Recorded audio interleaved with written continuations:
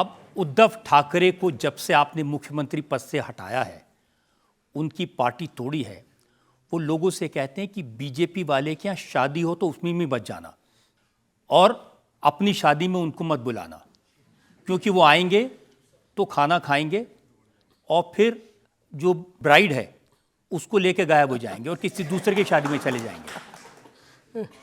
देखिए, उनके साथ प्रॉब्लम ये है कि वो किसी की भी शादी में चले जाए तो भी उनको लगता है वही दूल्हे है।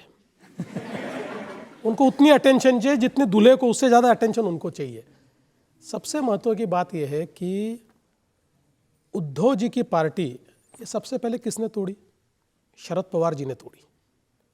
1992 में जब शिवसेना प्रमुख श्रद्धेय बाला साहब ठाकरे जी जीवित थे और पूरी ताकत के साथ उस समय विरोध करते थे, उस समय सबसे पहले उद्धव ठाकरे जी की या बाला साहब की पार्टी शरद पवार जी ने तोड़ी। भुजबल जी के साथ 13 लोग चले गए।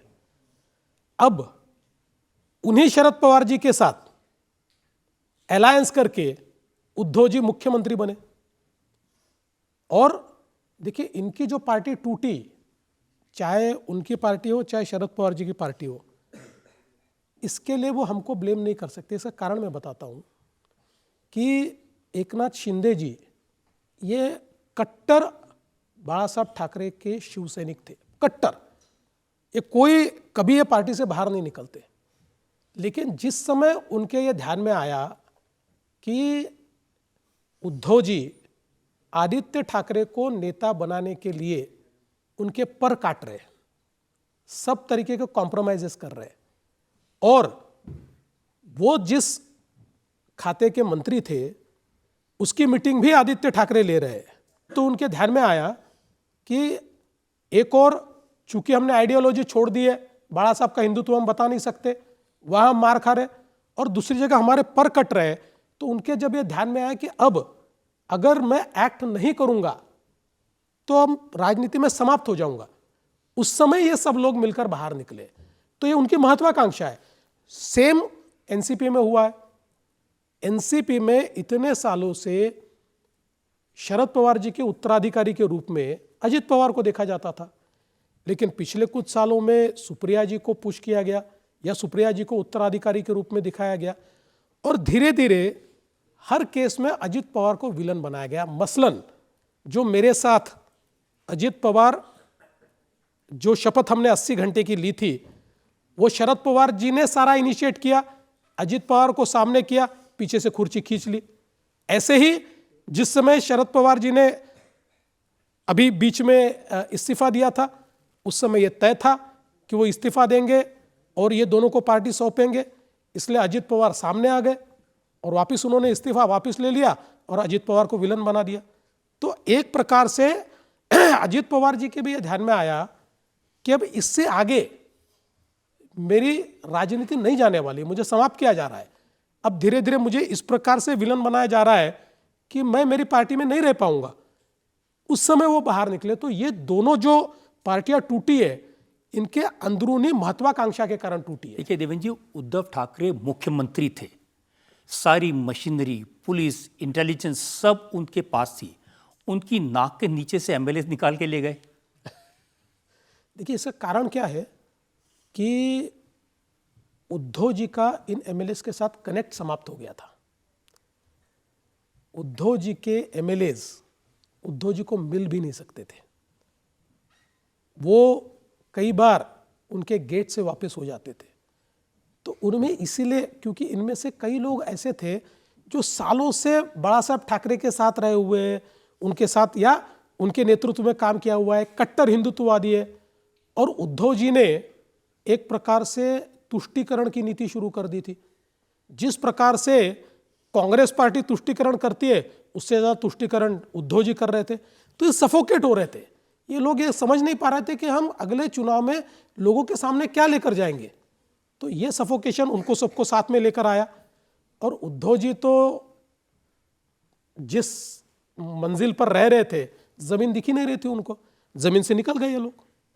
लेकिन आपने सपोर्ट तो किया होगा, मदद तो की होगी इनकी। उसके बगैर कहाँ निकाल सकते हैं? देखिए, हम राजनीति में तो हम सिर्फ कंचे खेलने के लिए तो नहीं बैठे ना। तो जब वो निकले तो हमको तो उसमें अपॉर्चुनिटी दिखी, तो निकले तो हमने उनके साथ संपर्क किया और जो हम कर सकते थे हमने किया। बाकी उनके स्प्लिट होने में हमारा हाथ नहीं है। स्प्लिट होने के बाद हमारे पास पॉलिटिकल अपॉर्चुनिटी थी, हमने उसको एनकैश किया। उद्धव जी बताते हैं आपने क्या किया। वो कहते हैं कि देवेंद्र फडणवीस ने मुझे कुर्सी से हटाने के लिए काला जादू किया।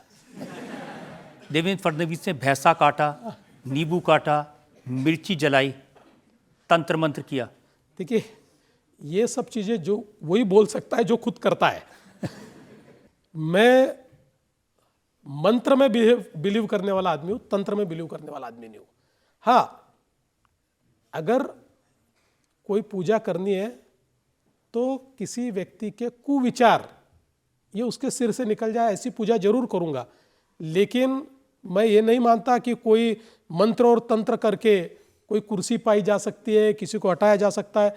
फिर तो चुनाव की जरूरत ही नहीं थी, इलेक्शन कमीशन की जगह तंत्र कमीशन लगा देते। जो सबसे बढ़िया तंत्र करता और जो सबसे ज्यादा भैंसे काटता वो चीफ मिनिस्टर बनता। लेकिन ये सच नहीं है कि सारे एमएलएस को असम ले गए थे, कामाख्या देवी के मंदिर में ले गए थे, वहाँ कसम खिलाई थी खून का टीका लगा के कि छोड़ोगे नहीं? देखिए, ये सब रूमर्स है। हाँ, असम में सब लोग गए थे, बिल्कुल गए थे। और असम में जाने के बाद कामाख्या मंदिर जाने की सभी की इच्छा होती है। सारे जो एमएलएस है वो कामाख्या मंदिर गए, सबके सामने गए। देखिए, कैमरे पे सब दिख रहा है। वो मंदिर में गए हैं, मंदिर में दर्शन लिया है, वापिस आए, कहाँ खून है, कहाँ टीका है, कुछ नहीं है। ये तो सारी बातें ऐसी बनाई जाती है। तो निश्चित रूप से कामाख्या में मंदिर का दर्शन उन्होंने किया, कोई किसी ने खून का टीका नहीं लगाया। हाँ, ये बात अलग है कि उनको देखकर कुछ लोग खून के आंसू रो रहे थे। क्या ये सच है कि देवेंद्र फडणवीस लॉन्ग कोट पहन के, काला चश्मा लगा के, हैट लगा के शर्लक होम्स बन के मिलने जाते थे? देखिए, ये ऐसा एक आध बार में कहीं गया होगा, लेकिन वो हुआ ऐसा कि ऐसे ही कोई इंटरव्यू चल रहा था और हमारी पत्नी को तो आप देखते हैं उनका पब्लिक प्रोफाइल कैसा है, वो मजाक में कुछ चीज़ें बोल देती थी। तो उन्होंने ऐसा कह दिया कि हाँ, मुझे भी पता नहीं था, मैं भी सोचती थी कि ये कहाँ जा रहा है, कुछ पहन के जा रहा है। तो बस उसकी एक न्यूज़ बन गई कि देवेंद्र फडणवीस लॉन्ग कोट पहन के जाते थे। उद्धव ठाकरे ये कहते हैं कि नाराजगी कोई नहीं थी। एकनाथ शिंदे ने देवेंद्र फडणवीस से, अमित शाह से, बीजेपी से खोखे लिए। 50-50 लाख रुपए एक एक एमएलए पर खर्चा हुआ।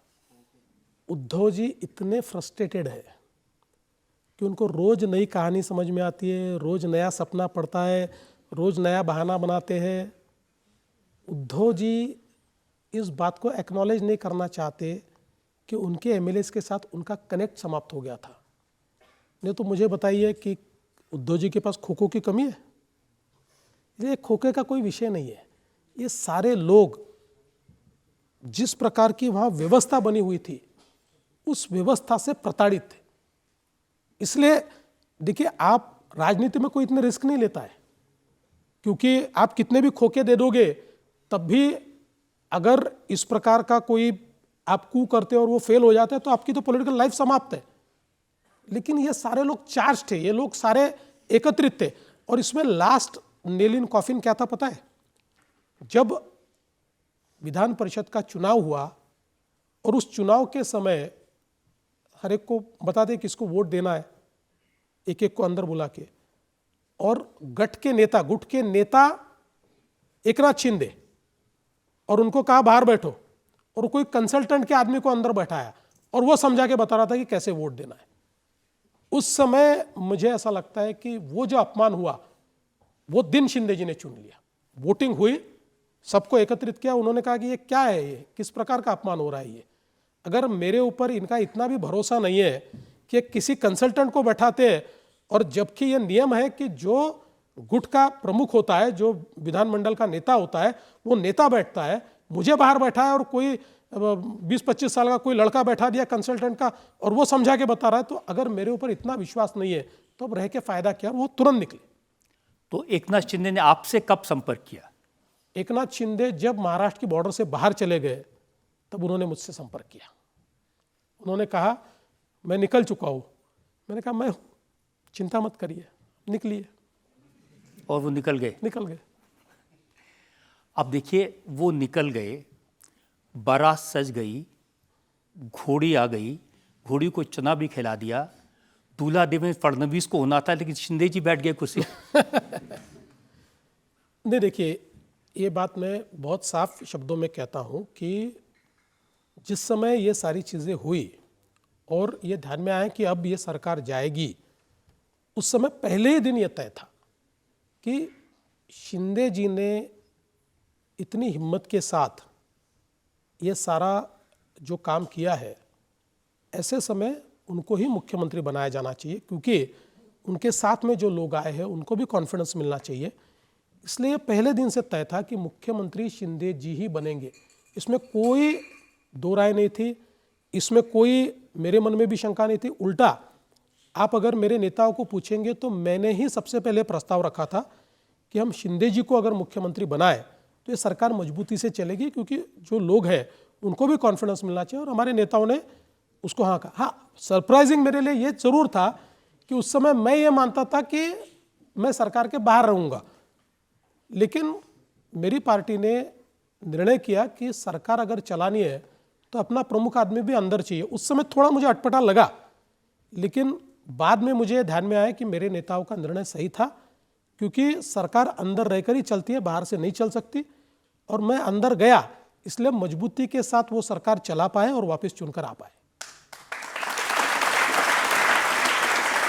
लेकिन अब जब चुनाव हुए तो शिंदे जी को बड़ी उम्मीद थी कि उनको फिर से मुख्यमंत्री बना दिया जाएगा, आप फिर से डिप्टी चीफ मिनिस्टर बन जाएंगे। शिंदे जी राजनीति को समझते हैं। जहां 145 मेजॉरिटी के लिए लगते हैं, 145 के चलते अकेले बीजेपी के 137 सीटें चुनकर आई। तो शिंदे जी ये समझते थे कि भाई जिस पार्टी की अपने अकेले के बलबूते पर इतनी मेजॉरिटी आई, वो पार्टी अगर अब अपना चीफ मिनिस्टर नहीं बनाएंगी तो उसके कार्यकर्ताओं में भी एक प्रकार का गलत संदेश जाएगा। तो जब ये सारा होने के बाद हम लोग हमारे वरिष्ठ नेताओं के साथ बैठे, तो उस समय हमारे वरिष्ठ नेताओं ने जब ये कहा कि भाई भारतीय जनता पार्टी का मुख्यमंत्री बनेगा, तो शिंदे जी ने 1 मिनट में हाँ कहा। शिंदे जी ने कभी भी उसमें ना नहीं कहा। उन्होंने कहा मैं समझता हूँ आपकी इतनी सीटें आई है, भारतीय जनता पार्टी डिजर्व करती है, आप करिए। अब शिंदे जी तो कह रहे हैं कि मुझे हल्के में मत लेना, मैं तांगा पलट दूंगा। वो मुझे नहीं कह रहे, वो उद्धव जी को कह रहे हैं। उनका टांगा पलटी क्या उनको कहते हैं। नहीं, उनका तांगा तो बहुत पहले पलट चुका, उनके तो सब घोड़ा भी भाग गया, अब तो इस वाले तांगे में। नहीं, अभी बार बार उनको ही बताते रहते हैं। वो अभी भी वो कभी कभी हल्के में ले लेते हैं शिंदे जी को, तो वो याद दिलाते हैं कि अभी भी टांगा पलटी करने की मेरी ताकत है। देखिए, आजकल हम तो ये सुनते हैं कि शिंदे जी नाराज हैं, इसलिए आप उद्धव जी को ऑफर दे रहे हैं इधर आ जाओ।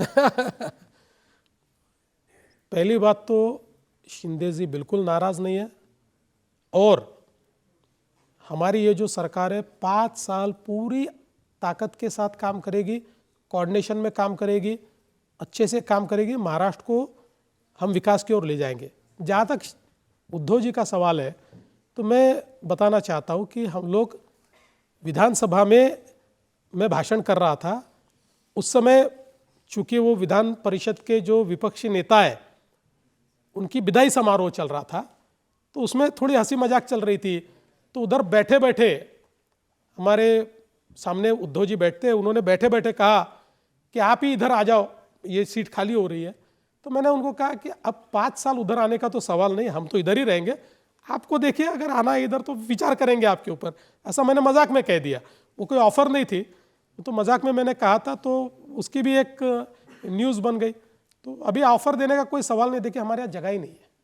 अब बताइए, 288 लोगों की जो एक असेंबली है, उसमें 232 लोग हमारे पास है, बाकी किसी को लेकर बैठाए कहाँ, जगह ही नहीं बची। अगर जगह नहीं है तो अगले दिन 20 मिनट तक 1 to 1 बंद कमरे में क्या बात करे थे आप? नहीं, खुले कमरे में थे, बंद नहीं था, एकदम खुले कमरे में खुले दिल से बात हो रही थी। वो डेलीगेशन लेकर मेरे पास आए थे, वो डेलीगेशन को मैंने सुन लिया, पहले वो और आदित्य दोनों बैठे, फिर उसके बाद उन्होंने उनके बाकी लोग बुलाए, 15-20 मिनट हम बैठे, मैंने चाय पी, उन्होंने आदित्य ने कॉफ़ी पी, उन्होंने कुछ नहीं पिया, उसके बाद बातचीत करके चले गए। वो बातचीत क्या करके चले गई? 2 चीज़ें थी। एक, उनका कहना ये था कि वो विधानसभा में विपक्ष का जो नेता है उनके पास संख्या नहीं है, तो कह रहे थे संख्या न होते हुए भी हमारा विपक्ष का नेता बनाइए, ये उनका डेलीगेशन था। और दूसरा, वो एक किताब मुझे देने को आए थे, जिस किताब में अलग अलग लोगों ने जो न्यूज़पेपर में लेख लिखे थे थर्ड लैंग्वेज के ऊपर, तीसरी भाषा कौन सी होनी चाहिए इसके ऊपर या नहीं होनी चाहिए, उसका किताब देने को आए थे मुझे। एक्चुअली जब से एकनाथ शिंदे और अजीत पवार टूटकर आपके पास आए हैं, तब से लगता है कि आप किसी पर भी ये जादू कर सकते, कोई भी आ सकता है। नहीं, देखिए, मैं एक बात आपको कह सकता हूं कि महाराष्ट्र की राजनीति में मैंने ये ज़रूर हमेशा समझा है कि अपोजिशन के लोग मेरे वैचारिक शत्रु है, वो कोई या वैचारिक विरोधक है, मेरे शत्रु नहीं है।